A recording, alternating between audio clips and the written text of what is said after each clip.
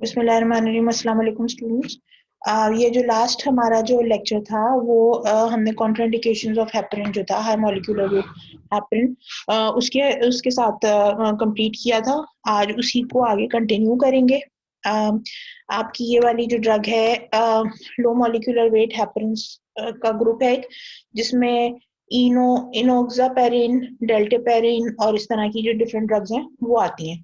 Usually ये जो drugs हैं ये मॉडिफाइड हेपरिन है। Mode of action almost same है।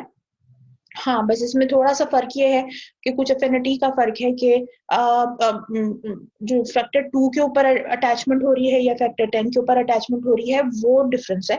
अदरवाइज बाकी तकरीबन जो मोड ऑफ एक्शन है वो सेम है हेपरिन की तरह का। सो वंस डेली की सबक्यूटेनियस इंजेक्शंस दी जाती हैं ये। और हाई एंटी 10 ए है, लो एंटी 2 ए एक्टिविटी, यानी थ्रोम्बिन पे नहीं बाइंड करता, फैक्टर 10 पे ज्यादा बाइंड करता है।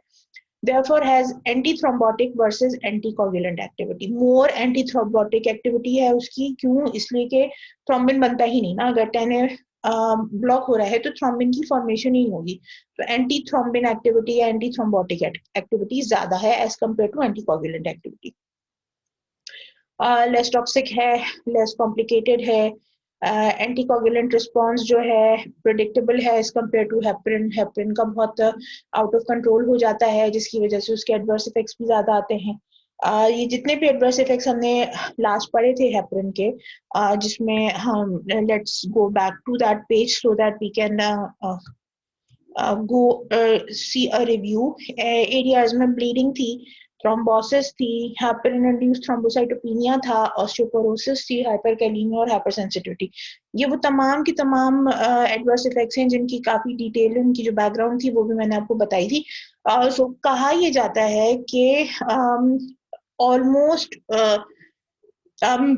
एक थोड़ा बेहतर है एडवर्स इफेक्ट के मामले में low molecular weight heparin as compared to the standard unfractionated heparin. लेकिन कोशिश ये करनी चाहिए कि as far as heparin induced thrombocytopenia is concerned, if a person is a known patient of HIT तो उसको आप लो मॉलिक्यूलर वेट हेपरिन भी नहीं सजेस्ट करेंगे। तो ये एक बहुत इंपॉर्टेंट चीज है जो हमें पता रहनी चाहिए। अदरवाइज बाकी तमाम के तमाम जो एडवर्स इफेक्ट है वो है तो वही जो हेपरिन के होते हैं, लेकिन उनकी जो इंटेंसिटी है उसमें फर्क है, उसमें कमी है as compared to the unfractionated heparin. और उसके अलावा एक और जो चीज है वो ये है कि इट्स प्रिडिक्टेबल। उसकी वजह से जो पीटीए पीटीटी की वैल्यूज जो हेपरिन में काफी तेजी के साथ ऊपर नीचे होती हैं वो चीज इसमें नहीं मिलती है। डीप में अच्छा इसको यूज किया जाता है, वो किन किन कंडीशंस में यूज किया जाता है? ऑलमोस्ट वो ही तकरीबन यूजेस हैं जो उसके हेपरिन के भी हैं, लेकिन एडिशनली आप देख सकते हैं डीप वेन थ्रोम्बोसिस है, यानी उसमें हाइपरकोगुलेबिलिटी ज्यादा बढ़ी हुई है तो उस कंडीशन में दी जा रही होती है। पल्मोनरी एम्बोलिज्म में इनोक्सापेरिन 30 मिलीग्राम सबक्यूटेनियस देने को कहा जाता है और काफी बेहतर रहता है। अनस्टेबल एंजाइना मायोकार्डियल इंफार्क्शन में दिया जाता है। अगर तो कैन्युला या शंट वगैरह डले हुए स्टेंट पड़े हुए हैं तो ऐसी सूरत के अंदर से फॉर एग्जांपल शंट जो है वो हम बोलेंगे ओपन हार्ट सर्जरी यूजुअली होती है तो उसमें शंटिंग हुई भी होती है। उसको कोई कैन्युला डला हुआ है तो उसमें आप आमतौर पे आपने देखा होगा कि हेपरिन लॉक वगैरह की जो देखा होगा हॉस्पिटल में लगता है वो चीज। उसके अलावा अगर आपके स्टेंट पड़े हुए हैं तो भी ऐसे में पेशेंट को दिया जा रहा होता है अगर इन केस लग रहा है कि हाइपरकोगुलेबिलिटी पेशेंट की कंट्रोल नहीं हो पा रही है, अगर उसको मतलब कोलेस्ट्रॉल वगैरह मेंटेन नहीं हो रहा तो उसमें फिर आपको ये ज्यादा जरूरत पड़ी होती है। तो पेटेंसी मेंटेनेंस जहाँ पे भी जरूरत है वहां पे दी जा रही होती है। रूमेटॉइड हार्ट डिजीज ये काफी प्रॉब्लमेटिक कंडीशन है जिसके अंदर जो हार्ट वैल्व्स हैं उनमें थोड़ा सा प्रॉब्लम आ जाता है और वहां पे हार्ट वैल्व की जो फंक्शनिंग है वो अफेक्ट हो जाती है। रूमेटिक फीवर एक कंडीशन है जिसके फॉलो अप में हार्ट के जो वैल्व्स हैं वो डैमेज हो जाते हैं, जिसको फिर आप रिमोटाइड हार्ट हार्ट डिजीज कह रहे होते हैं। सेरेब्रोवास्कुलर डिजीज यानी कि किसी भी किस्म के clot formation in the brain, brain tissue को जो जाने वाली जो सप्लाई वाली वेसल्स हैं वहां पे कोई मसला हो जाए। डिसेमिनेटेड इंट्रावास्कुलर कोआगुलेशन DIC, इसके अंदर क्या है कि पूरी बॉडी के अंदर कोई भी बेसिक रीजन हो सकता है, कोई सर्जरी की वजह से बेड रेस्ट हो गया या किसी भी फ्रैक्चर की वजह से या कोई भी ऐसी वजह हो गई जिसके नतीजे में ब्लड की जो कोगुलेबिलिटी है वो बढ़ जाए, तो क्या होता है कि पूरी बॉडी के अंदर थ्रोम्बोएम्बोलिज्म हो रहा होता है, तो उसको डिसेमिनेटेड इंट्रावेस्कुलर कोगुलेशन कहा जाता है। सो अगेन खासी खतरनाक सिचुएशन है, इसमें भी आप हेपरिन इस्तेमाल करवा रहे होते हैं क्योंकि पेशेंट का ब्लड जो है वो जरा सा भी कहीं पे स्टेसिस आ रही है, जरा सा भी फ्लो रुक रहा है, तो उसमें जाके वो ब्लड जो है वो क्लॉट होना शुरू हो जाता है ऑटोमेटिकली। फॉर पेरिफेरल एम्बोलिज्म, अगर कहीं पे जैसे पैरों में, हाथों में एकदम से हाथ पैर नीले हो गए हैं और एक बहुत बड़ा सा, मतलब पहले हल्का सा स्वेलिंग हुई, रेडनेस आई, फिर नीला हुआ और नीला होने के बाद काला होना शुरू हो रहा है, तो सस्पेक्ट किया जाता है कि पेरिफेरल एम्बोलिज्म है। ऐसी सूरत में भी फिर हम हेपरिन देते हैं ताकि वो क्लॉट जो है वो रिमूव हो सके। तीसरी जो ड्रग है इसी ग्रुप की, जैसे कि मैंने आपको बताया था, इट्स फोंडापेरिनक्स, जो कि सिंथेटिक हेपरिन डेरिवेटिव है।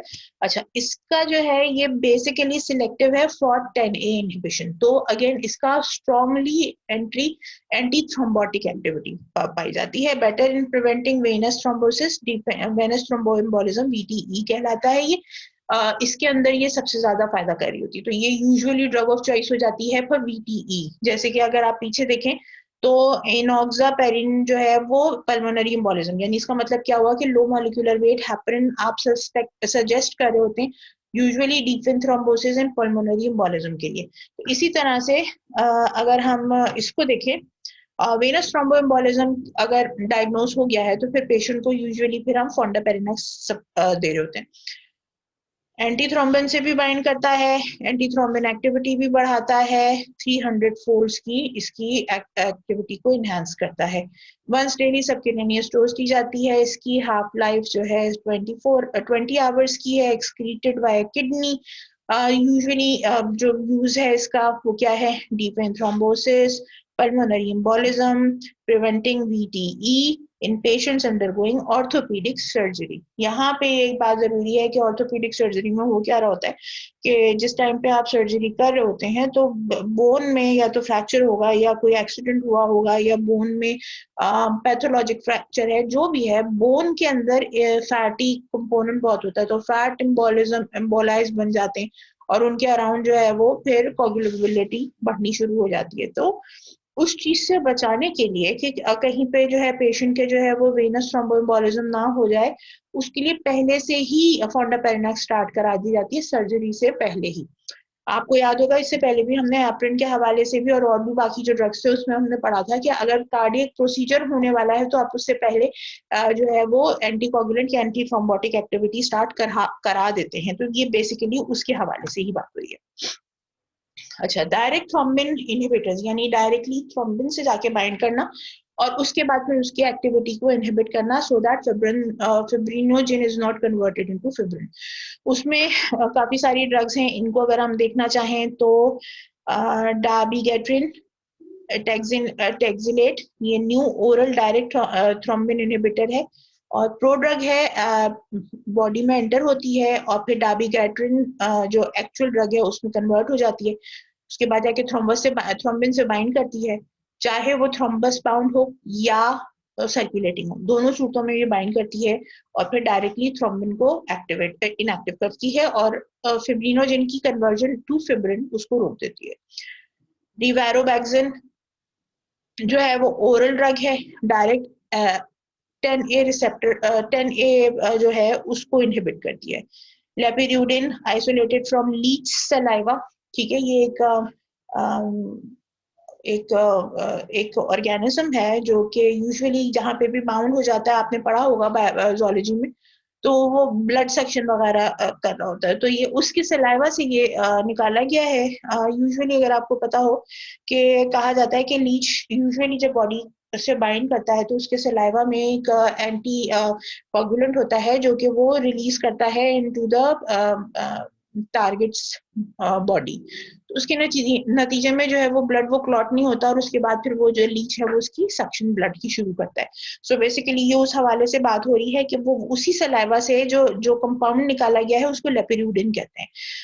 अनस्टेबल एंजाइना में दिया जा सकता है, ऑब्वियसली डायरेक्ट थ्रोम्बिन इनहिबिटर है, अनस्टेबल एंजाइना में दिया जाता है। और अगर लिवर डिसऑर्डर में आप बाकी की ड्रग्स नहीं दे रहे हैं तो ये सेफ ड्रग है, लिवर डिसऑर्डर के पेशेंट को दी जा सकती है। बिवेलिरुडिन HIT और PCI में यूजुअली इस्तेमाल की जा रही होती है। HIT आपको मालूम है हेपरिन इंड्यूस्ड थ्रोम्बोसाइटोपेनिया, ठीक है जी। उसके पेशेंट को बिवेलिरुडिन जो है उसके लिए अप्रूव्ड है कि आप उसको दे सकते हैं, यानी ऐसे पेशेंट को जिसको हेपरिन का प्रॉब्लम है, हेपरिन की वजह से एडवर्स इफेक्ट्स हो रहे हैं, उनके लिए बिवेलिरुडिन जो है वो अप्रूव्ड ड्रग है, यानी टेस्टेड है कि इन कंडीशंस में वो सेफ रहती है। दूसरा जो है, जैसे मैंने आपको पहले भी बताया था, परक्यूटेनियस कॉरोनरी इंटरवेंशंस जो होते हैं उनके अंदर भी आप जो है वो बिवेलिरुडिन, जैसे कि अभी हम पिछले उसमें बात कर रहे थे, हम ऑर्थोपेडिक सर्जरी के लिए जैसे आप इस्तेमाल कर सकते हैं फोंडापेरेनक्स, इसी तरह से या ये भी तो एक प्रोसीजर है ना, तो उस प्रोसीजर से पहले बिवेलिरुडिन इस्तेमाल की जा सकती है। अर्गाट्रोबान जो है वो high risk patients of HIT में बहुत कारआमद है और वहां पे इस्तेमाल की जाती है। एक्टिवेटेड प्रोटीन C, ये जो ड्रग है ये इस तरह से है कि ये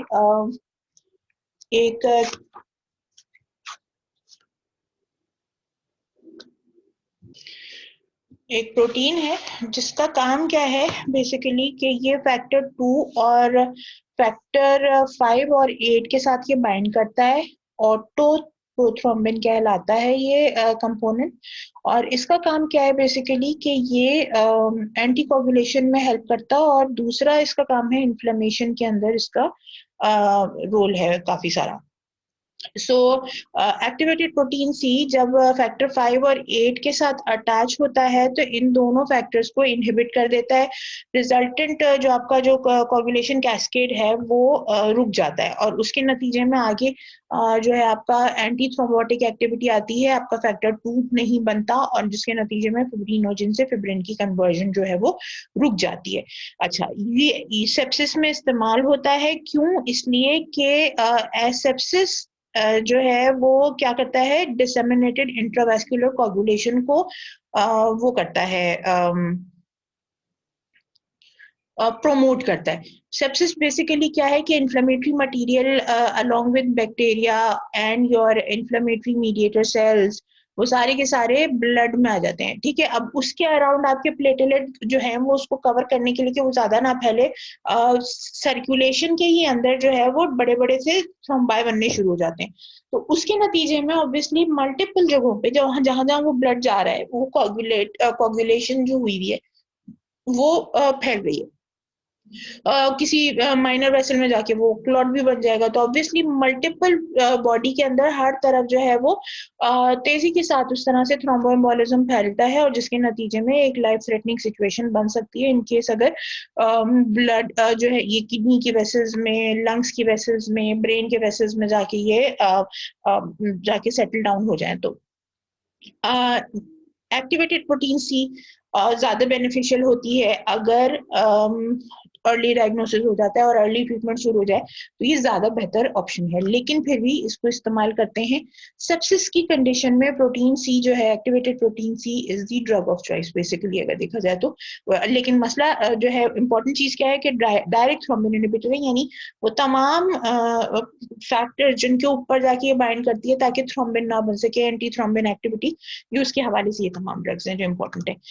इसके बाद फिर आपके पास आ जाते हैं जो थर्ड ग्रुप है आपका, वो था विटामिन के एंटागोनिस्ट का। विटामिन के बेसिकली क्या है? विटामिन के is a nutrient that is present in the different kind of your vegetables, green leafy vegetables में सबसे ज्यादा पाया जाता है। इसका काम क्या है बेसिकली कि ये जो लिवर के अंदर जो फैक्टर्स बनते हैं, कोगुलेशन फैक्टर्स बनते हैं 2, 7, 9 एंड 10, ये इनके लिए को फैक्टर के तौर पे इस्तेमाल होता है। अगर तो विटामिन के मौजूद नहीं होगा तो ये एंजाइम्स जो हैं वो एक्टिव मतलब बनेंगे ही नहीं। जब वो बनेंगे ही नहीं नहीं तो ऑब्वियसली फिर कोगुलेशन जो है वो डेफिशिएंट हो सकती है। तो it also helps in activation of the clotting factors, यानी जब वो लिवर में होता है तो उनके सिंथेसिस में हेल्प करता है, और जब सर्कुलेशन में होता है तो वहां पे उनकी एक्टिवेशन में हेल्प कर रहा होता है, वहां पे भी एज अ को फैक्टर इस्तेमाल हो रहा होता है और फिर कोगुलेशन में प्रोमोट कर रहा होता है। ये एक बहुत बड़ा फैक्टर है, अगर इसको आप इनहिबिट करते हैं तो आपकी जो कोगुलेशन के फैक्टर्स हैं वो नहीं एक्टिवेट हो पाएंगे।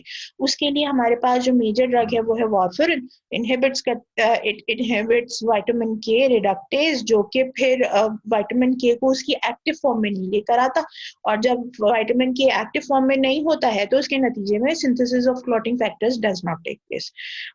जो इसका जो लॉन्ग इफेक्ट है वो इस तरह से है कि इसका 10 से 15 दिन तक तो कोई इफेक्ट ही नहीं आता ना, तो उस वक्त तक के लिए आपको साथ में कोई और एंटीकोगुलेंट देना पड़ रहा होता है ताकि वार्फरिन अपना काम शुरू कर दे। उसके बाद फिर जाके, क्योंकि अच्छा उसमें क्या है कि जो वार्फरिन का इफेक्ट है वो कहाँ पे आ रहा होता है, वो लिवर में जो विटामिन के है उसकी एक्टिवेशन का इशू है। उसके बाद तो एक्टिवेटेड ही विटामिन के चल रहा होता है। तो बेसिकली जो सर्कुलेटिंग एंटी सॉरी कोगुलेशन के जो प्रोटीन्स हैं उनके ऊपर तो इसका रोल ही नहीं है। तो जो नए बन के आएंगे वो 10 से 15 दिन लगेंगे उनको आने में, क्योंकि जो हाफ लाइफ है उन प्रोटीन्स की जो सर्कुलेट कर रहे होते हैं वो ऑल टुगेदर रिप्लेसमेंट होने में 14 से 15 दिन लग जाते हैं। तो उसके नतीजे में जो 14 से 15 दिन तक आपको वार्फरिन का इफेक्ट नहीं मिलेगा। तो ऐसी सूरत में अगर आपको एंटीकोगुलेशन करनी है तो हेपरिन साथ में देनी पड़ी होती है या एस्पिरिन वगैरह देनी पड़ी होती है वार्फरिन के साथ, क्योंकि 15 दिन के बाद फिर वार्फरिन इफेक्ट देना शुरू करेगा। Anticoagulant as secondary prevention in the thrombotic events in myocardial infarction। अच्छा, इसके अलावा deep vein thrombosis, pulmonary embolism and prevention with MI वगैरह, वेल्व रिप्लेसमेंट की अगर वो है सर्जरी है या स्टेंट डाला है या पेशेंट को एट्रियल फिब्रिलेशन है, ऐसी तमाम कंडीशन में विटामिन के एंटागोनिस्ट दिए जाते हैं।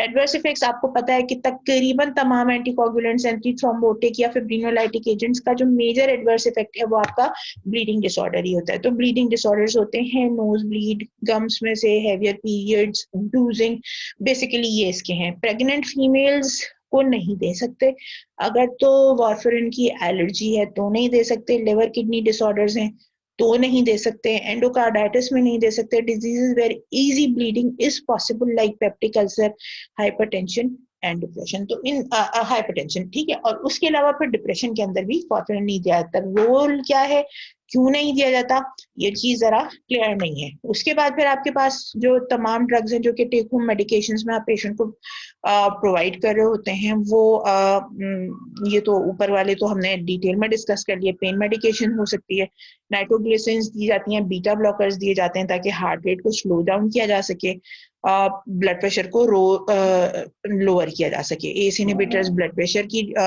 डिक्रीज के लिए और हार्ट के ऊपर जो स्ट्रेस है उसको रिलीफ करने के लिए दिए जाते हैं। ठीक है जी, तो this was all about your MI. काफी लंबा डिस्कशन हुआ, उसकी तमाम जो मेडिकेशंस थी वो भी डिस्कस हो गई। Thank you for being with me. कोई क्वेश्चन हो तो आप जरूर कमेंट बॉक्स में डाल दीजिएगा, मैं आपको इसका आंसर जरूर करूंगी। Thank you so much. जज़ाकल्लाह। अल्लाह हाफिज।